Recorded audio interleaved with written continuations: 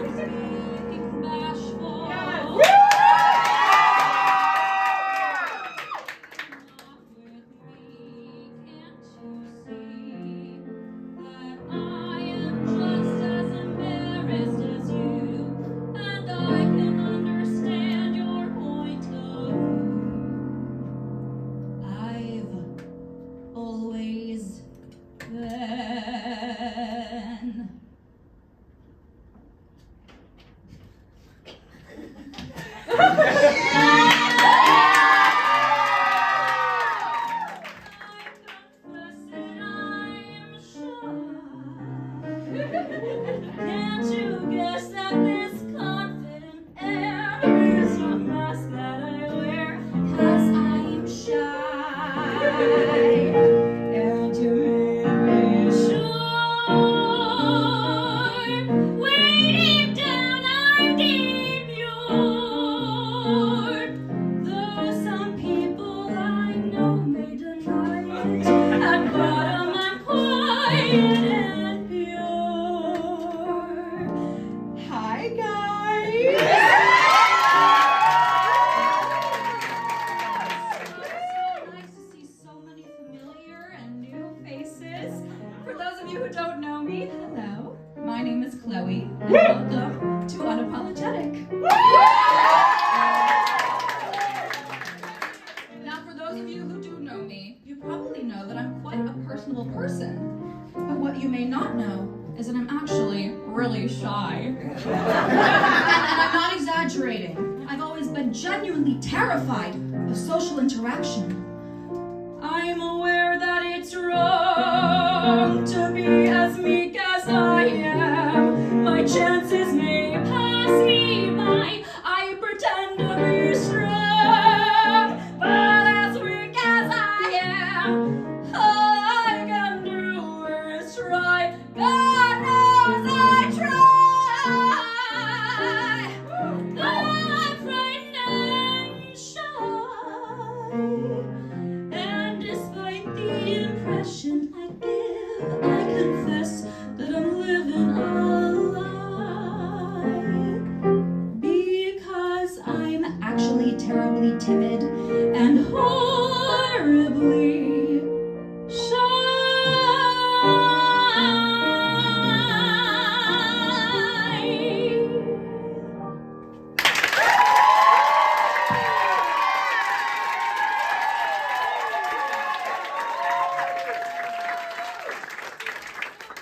So sweet. Now, being shy has made life a lot more complicated than I ever expected it to.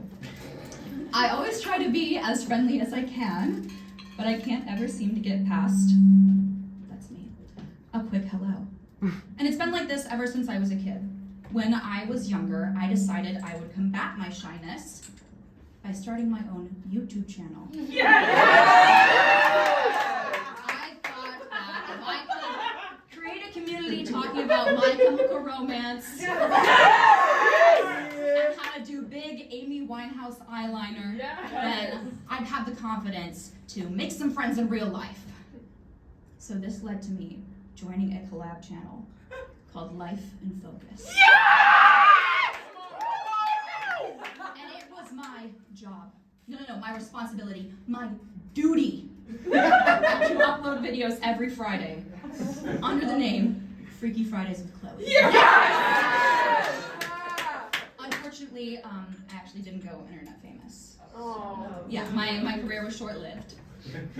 But on the upside, I was able to create a community. I met a ton of other girls who were just like me. They were shy and had a lot to say, but no one to say it to. They were, some could say, unapologetic about who they were.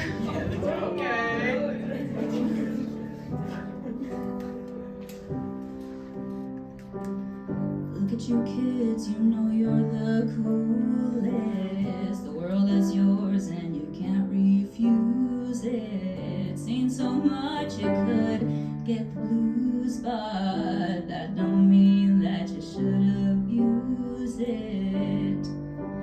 And it's enough just to make me go crazy, crazy, crazy. It's enough just to make you go crazy, crazy, crazy. But you get ready, you get all dressed up to go nowhere in particular. Back to work or the coffee shop. It don't matter 'cause it's enough to be young and in love.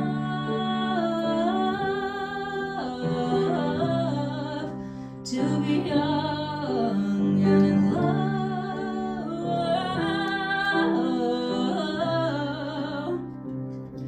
Now my YouTube channel has been my biggest secret for years.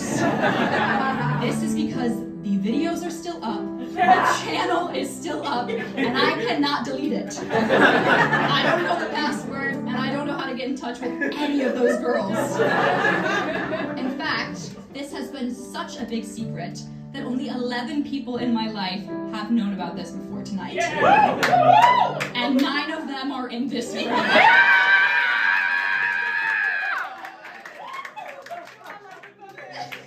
The reason I kept it such a big secret is because they are actually so bad.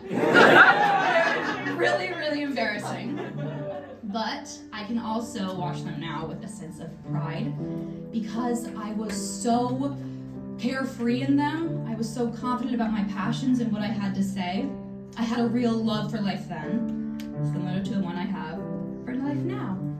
And it's enough just to make me go crazy, crazy, crazy. It's enough just to make me go crazy, crazy, crazy. But I get ready, I get all dressed up to go nowhere in particular. It don't matter if I'm not enough for the future or the things to come, 'cause I'm young and I'm in love.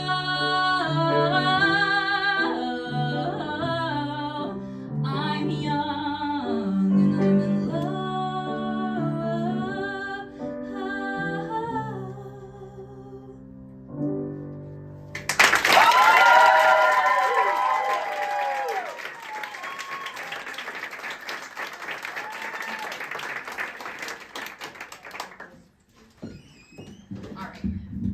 So, even though I didn't go viral, my YouTube channel did help me gain a lot of confidence, and I started to make a lot of friends.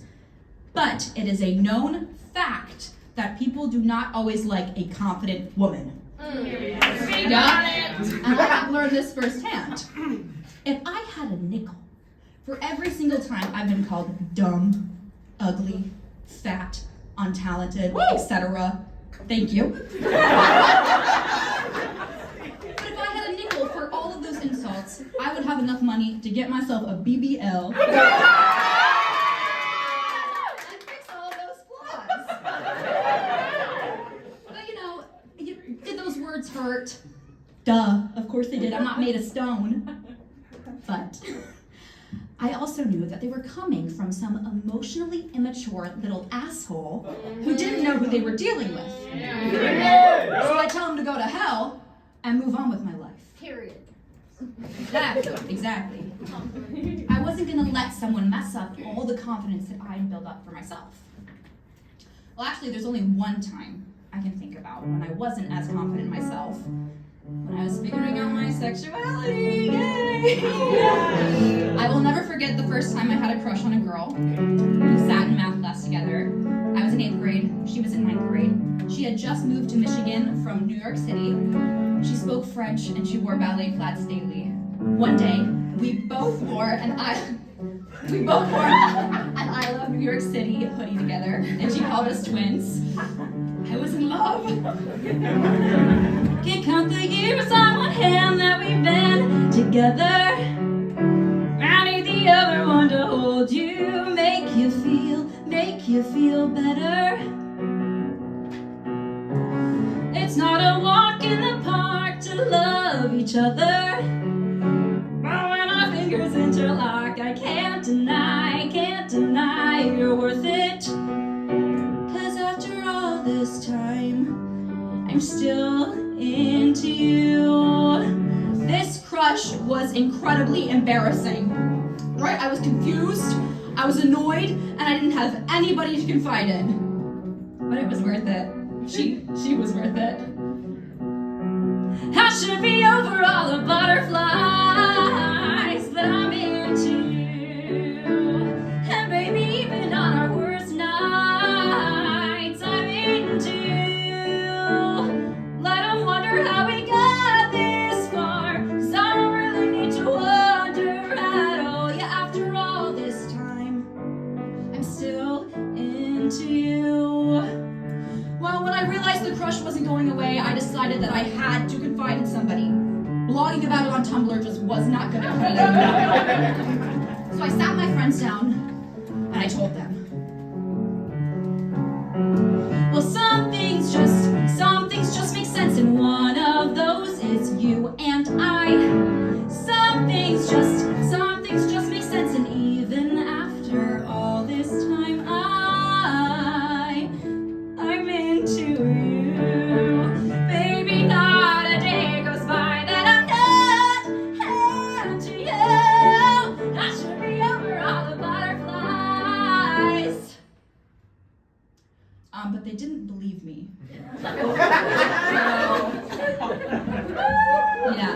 Yeah, they said that it didn't make sense that I would like a girl because I'd never talked about liking a girl before. Which was kind of like, yeah, no shit, dude. What do you think we're doing here? Anyway, so my short stint out of the closet ended, and I was shoved back in. And math class just was not the same anymore. I mean, it's kind of funny because our seating assignments actually changed after that. So I didn't talk to her anymore. Just those quick hellos that I'm oh so good at. But the feelings didn't go away. They just simmered. But after all this time, I'm still into you. I'm still. All I wanted was you.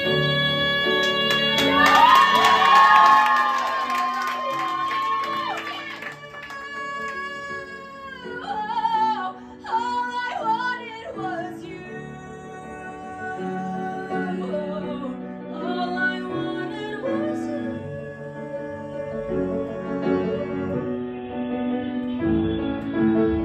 I could follow you to the beginning, just to relive the start. And maybe then we'd remember to slow down at all of our favorite parts. All I wanted was you.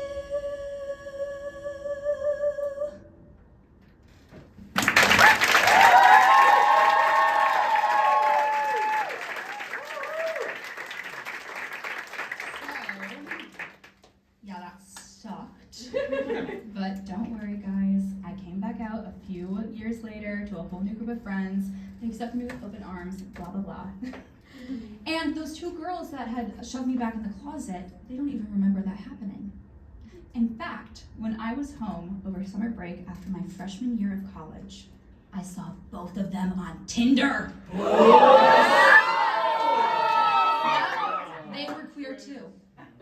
And yes, we did match, so.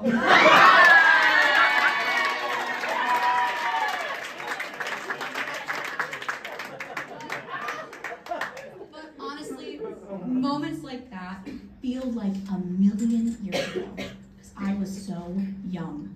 And I am still so young. You know, it's really exciting to go through life with a full sense of who I am. And my frontal lobe hasn't even developed yet. I guess I'm just lucky.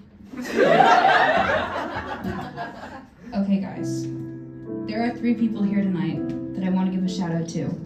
The most unapologetic people I know. That is my mom, my dad, and Big Roche. My beloved nickname for my older, bigger sister, Sarah.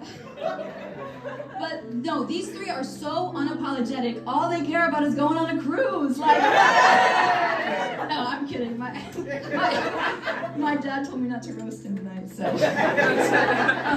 No, there is one more thing they care about. Me. These three have been to every event I've ever participated in.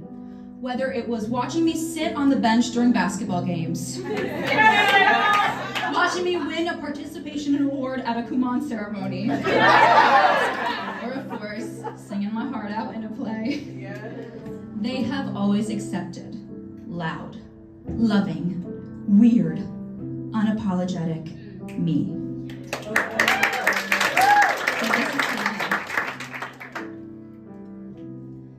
I remember wearing straight leg Levi's, flannel shirts even when they weren't in style.